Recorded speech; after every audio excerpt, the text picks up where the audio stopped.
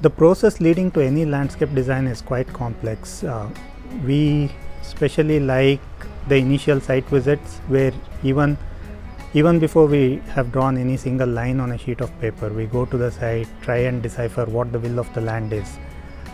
The time spent on drawing board is also quite enjoyable. This is the time when everything comes together. Your will of the land, the expectations of the client, your past experiences and influences, all of that. But nothing is more enjoyable compared to the time when your design is realized on the site and you see the site evolving and being inhabited by the life. This whole process makes us a good observer, a learner, and helps us keep a very experimental attitude towards design.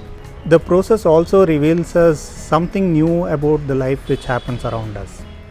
For me, I have always said that the process itself is the most important thing. The whole idea of creating narratives that lead us to storytelling. When we start looking at creation or development of environments that are adaptable, that are tangible, but at the same time they are sort of persistent as well in terms of nature. So in between we find these interstitial ideas that sort of tie in or build up the larger narrative of the storytelling. I think these are the little joys that as a designer brings the most pleasure. The most interesting part about making a landscape proposal is the research that goes into the making. The research about the local materials or native vegetation, plant palette, and of course designing various elements.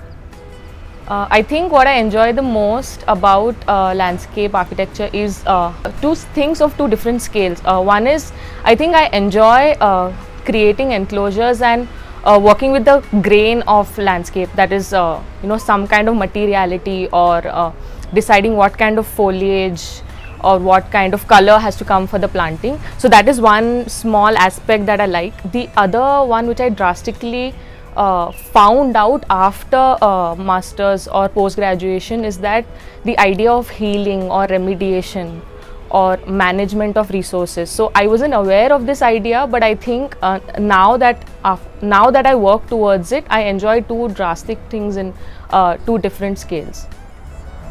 It's been a while that I have actually sat and made proposals since I've moved into academics, but I definitely can say that the process of understanding the site, kind of analyzing it and unpacking it layer by layer, understanding and revealing so many things that actually we don't see maybe on the paper or just by the look of it, but we understand the different layers as we study it in depth, not only spatially and its connection spatially, but beneath and above it as well, and that is something that is exciting about landscape.